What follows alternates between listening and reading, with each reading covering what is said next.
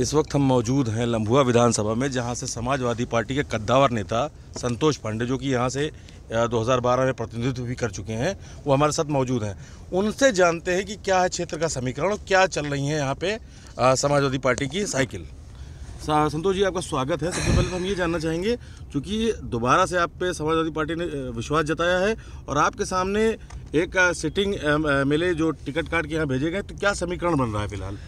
देखिए, समाजवादी पार्टी ने मुझे तीसरी बार टिकट दिया है और मैं अपने राष्ट्रीय अध्यक्ष जी का बहुत आभारी हूं कि वो इस तरह का भरोसा मुझ पे रखते हैं। मैं आपको बताना चाहता हूं कि लम्हुआ की महान जनता, चाहे किसी भी जाति धर्म के लोग हों, इस बार बहुत भारी बहुमत से हमें आशीर्वाद भी दे रहे हैं, बहुमत से समाजवादी पार्टी को जिता भी रहे हैं। जहाँ तक प्रश्न इसका है कि विरोधियों की जो हालात हैं, 5 साल इन्होंने उत्तर प्रदेश को जिस तरह की स्थिति में ला के खड़ा कर दिया है, नौजवानों को रोजगार नहीं है, किसानों की हालत चौपट है, महंगाई का आलम देख रहे हैं। तो मेरा ये मानना है कि बड़े मुद्दे हैं और इस बार लम्हुआ की जनता के बीच में मैं जब जाके आशीर्वाद मांग रहा हूँ तो लोग इस बात को कहते हैं कि विधायक जी, आपके रहने पे भ्रष्टाचार नहीं था यहाँ। आज आलम यह है कि लूट मची हुई है, थानों से लेके ब्लॉक तहसील सब जगह।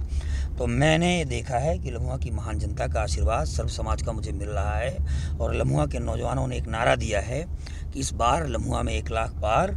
ये नारा सच साबित होता दिखाई पड़ रहा है, कोई आसपास भी लड़ाई में नहीं है। अच्छा, अब ब्राह्मणों के चूंकि आप बड़े नेता माने जाते हैं, उत्तर प्रदेश में बड़ी चर्चा रहती है, अभी आपकी परशुराम जी की मूर्ति और फरसे को लेकर बड़ी चर्चा रही, तो इस जो आपने परशुराम जी की मूर्ति की स्थापना फरसे, इसका कितना बड़ा ब्राह्मणों पे असर मिलेगा आपके वोट बैंक पे? देखिए, हमारा समाज बुद्धिजीवी समाज है। जिस तरह से पिछले चुनाव में ब्राह्मणों ने अपना एक वोट दे के भारतीय जनता पार्टी की सरकार बनाई, लेकिन उनकी जो घोर तरीके से जिस तरह का उनके साथ व्यवहार किया भारतीय जनता पार्टी की सरकार में, आप देखिए तमाम सामूहिक हत्याएं हुई ब्राह्मण समाज के लोगों की, और जो लोग ब्राह्मणों के नुमाइंदे बन के वहाँ हैं उनकी जुबान नहीं खुली। मैं पूछना चाहता हूँ कि खुशी दुबे बिटिया को किस जुर्म में जेल कटवा रहे हैं? तो 3 दिन पहले ब्याह करके आई, उसके साथ इस तरह का अत्याचार किया। अभी मैं देख रहा था 2 महीना पहले अमन त्रिपाठी की हत्या हुई, अंकुर शुक्ला की हत्या हुई, कबीर त्रिपाठी की हत्या हुई। ये सब ब्राह्मण समाज के नौजवान थे और सब भारतीय जनता पार्टी की पॉलिटिक्स में उनके परिवार के लोग जुड़े थे। इनके परिवारों को धरना प्रदर्शन तक करना पड़ा, लेकिन आज तक उनको न्याय नहीं मिला। तो इस बात से स्पष्ट है, जब भारतीय जनता पार्टी अपने कार्यकर्ताओं के भी मान सम्मान की रक्षा नहीं कर पा रही है, ब्राह्मण समाज के जो कार्यकर्ता हैं, तो आम लोगों की किस तरह से इज्जत होती होगी आप समझ सकते हैं। तो ब्राह्मण समाज जो है, भगवान परशुराम जी की जयंती की छुट्टी जिस तरह से मुलायम सिंह जी ने की थी और योगी बाबा ने उनको छुट्टी नहीं ख़त्म की, महापुरुष बता दिया, तो ब्राह्मण समाज बहुत ही इससे दुखी है।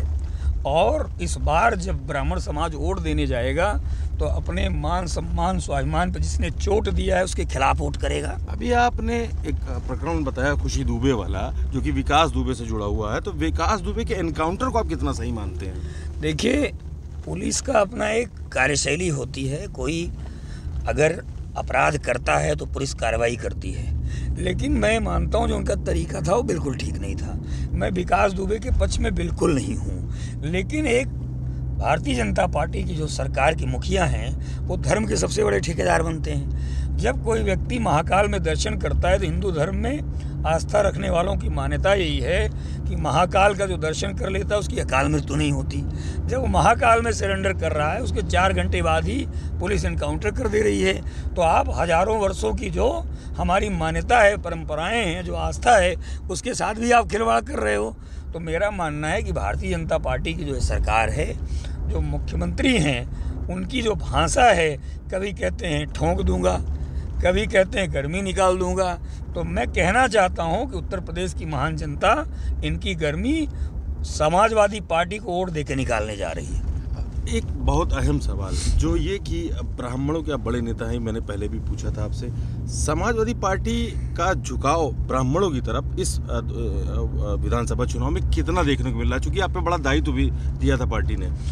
ऐसा है, हम पूरे उत्तर प्रदेश में ब्राह्मण समाज के लोगों के बीच में गए और हम लोगों ने घूम घूम के ब्राह्मण समाज से जब आवाज़ उठाई और उनसे संवाद किया, तो ब्राह्मणों ने खुल के ये बात कही कि इस सरकार में हमारा जीना मुहाल है।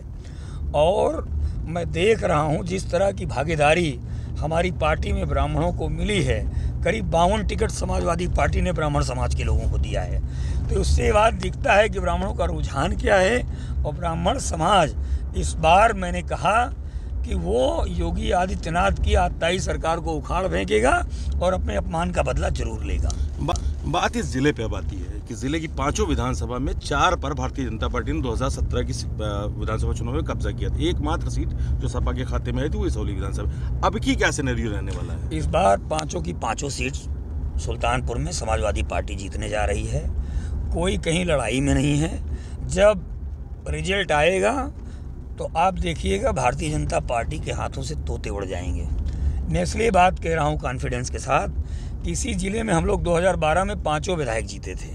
और मैं फिर कह रहा हूँ, इस बार आंधी है समाजवादी पार्टी की। इस बार जिस तरह की भीड़ उमड़ रही है अखिलेश जी की सभाओं में, जिस तरह से आम जनमानस ने जाति पाति भेदभाव भूल के सभी धर्मों के लोग एक प्लेटफॉर्म पे आके वोट करने जा रहे हैं, वो इस भरोसे पे वोट करने जा रहे हैं कि उत्तर प्रदेश उत्तम प्रदेश तभी बनेगा जब अखिलेश यादव जी इसकी बागडोर संभालेंगे।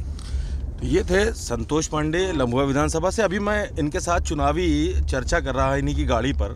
मैंने देखा कुछ युवा थे जो इनसे अपनी बातें कह रहे थे। उनको बड़ी उम्मीदें हैं अखिलेश यादव से। उन्होंने भर्ती की कुछ मांग करी इनसे, जिसको इन्होंने कहा कि समाजवादी पार्टी आएगी तो अवश्य उसको देखेगी।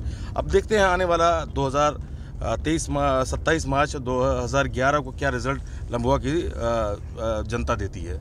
सुल्तानपुर से न्यूज़ ट्रैक के लिए।